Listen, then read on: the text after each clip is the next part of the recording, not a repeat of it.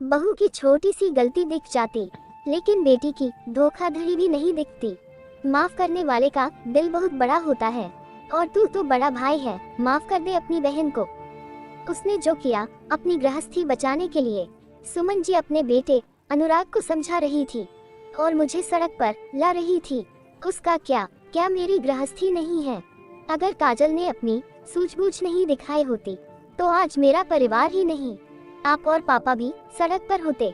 आपको काजल की छोटी से छोटी गलती दिख जाती, लेकिन अपनी बेटी सीमा की धोखाधड़ी नहीं नजर आई, और अब सारा सच सबके सामने है। तो आप चाहती हैं कि सीमा और उसके पति को सजा देने की जगह उसको माफ कर दूं। वाह मम्मी, देख लिया आज आपका सीमा और दामाद के प्रति अंधा प्यार। अनुराग गुस्से से ताली बजाने लगा। अनुराग की बात सुन सुमन जी थोड़ी देर के लिए चुप हो गई। सीमा सुमन जी को इशारा कर रही थी कि अनुराग को मनाने की और कोशिश करो। सुमन जी इस बार काजल की तरफ देखकर बोली, बहू अब तुम ही अनुराग को समझा सकती हो, तुम भी एक बहन हो। कैसा लगेगा अगर तुम्हारा भाई तुमसे सभी रिश्ते तोड़ दे? मम्मी जी प्लीज मेरे भैया को आप बीच में ना लाएं, तो ही बेहतर है। पहली बात, मैं सीमा जैसी बहन नहीं हूँ जो अपने ही भाई को चीट कर रही थी। अगर आज मेरे भैया नहीं होते तो मेरे सिर पर ये छत ही नहीं रहती। सीमा अपनी गलती मानकर शर्मिंदा होने की जगह यह उपेक्षा रख रही कि अनुराग उसे माफ कर दें। काजल की बात सुन सीमा और सुमन जी चुप हो गई। काजल जब ससुराल आई तो उसने देखा कि सुमन जी सीमा की हर जिद पूरी करती थी।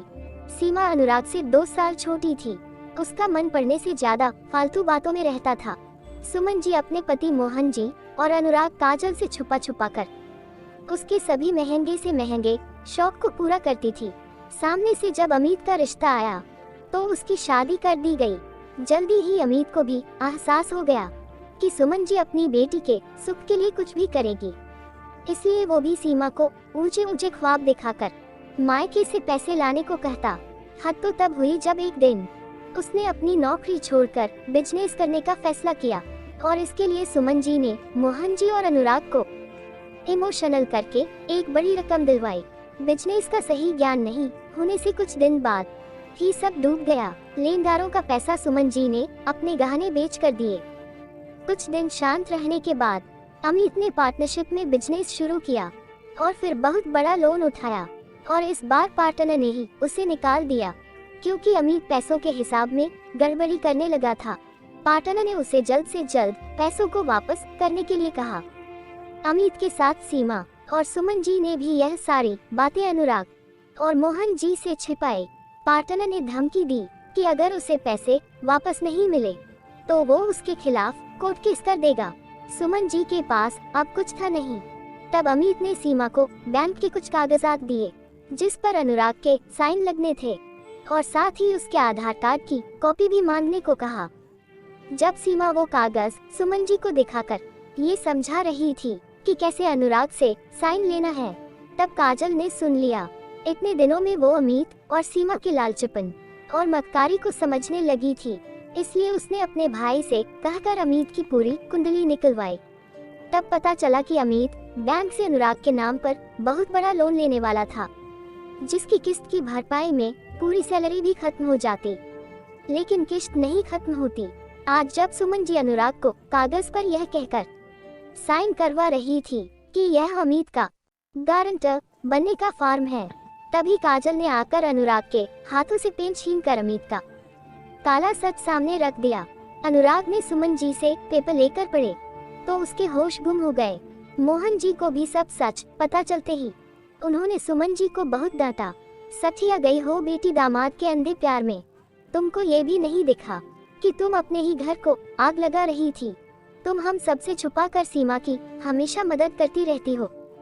ये बात हम सबको पता थी, लेकिन हम में से किसी ने कुछ नहीं कहा क्योंकि यह आंच सिर्फ तुम तक थी। लेकिन इस बार तुमने पूरे घर को ज्वालामुखी पर बैठा दिया, और तुम्हें इस बात का रत्ती भर भी अफसोस नहीं। अनुराग ने गुस्से में सीमा को घर से बाहर चले जाने को कहा और कभी अपनी शक्ल दिखाने को भी मना कर दिया। तब सुमन जी ने सीमा को इशारा किया कि अनुराग से माफी मांगे। सीमा अपने दिखावटी आंसू लेकर अनुराग से माफी मांगने लगी। लेकिन अनुराग ने मुंह फेर लिया। तब सुमन जी उसे बड़ा भाई होने का फर्ज याद दिलाकर भूलने को कह रही थी। बेटा, इतना क्या सोच रहा, माफ कर दे उसे, अपनी माँ की बात का कोई मोल नहीं तेरी नजर में। सुमन जी ने अपनी ममता का दांव फिर खेला। अनुराग थोड़ी देर तक सुमन जी को देखता रहा और फिर हताश मोहन जी की तरफ देखते हुए बोला, आज सिर्फ और सिर्फ आपके लिए सीमा को माफ कर रहा हूँ, लेकिन आज के बाद मैं उसकी शक्ल भी नहीं देखूंगा और न ही आज के बाद वो इस घर में आ सकेगी।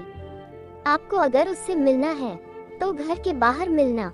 बचपन में आप हमेशा रोती हुई सीमा को चुप कराने के लिए उससे कहती थी कि आप सिर्फ सीमा की मम्मी हो, तब मुझे बहुत गुस्सा आता था। आज आपने साबित भी कर दिया कि आप सिर्फ सीमा की मम्मी हो, लेकिन आज मुझे गुस्सा नहीं, तरस आ रहा आप पर। आज से आप भी मेरे लिए सिर्फ मेरे पापा की पत्नी हो। Sorry mummy. नहीं सुमन जी, आज से मैं आपको अपनी मम्मी की पदवी से मुक्त करता हूँ। अनुराग कमरे से बाहर निकलते समय लड़खड़ाने लगा। तभी काजल और मोहन जी ने आकर उसे संभाल लिया। मोहन जी ने रोते हुए अनुराग को गले लगा कर सुमन से कहा, तुमने ठीक नहीं किया। मैं हमेशा तुमसे कहता था कि सीमा से हद से ज्यादा मोह एक दिन तुम्हें अकेला कर देगा, और वो आज का ही दिन है। दुनिया को दिखाने के लिए तुम मेरी पत्नी हो, लेकिन पत्नी होने के सभी हक तुमसे वापस लेता हूँ।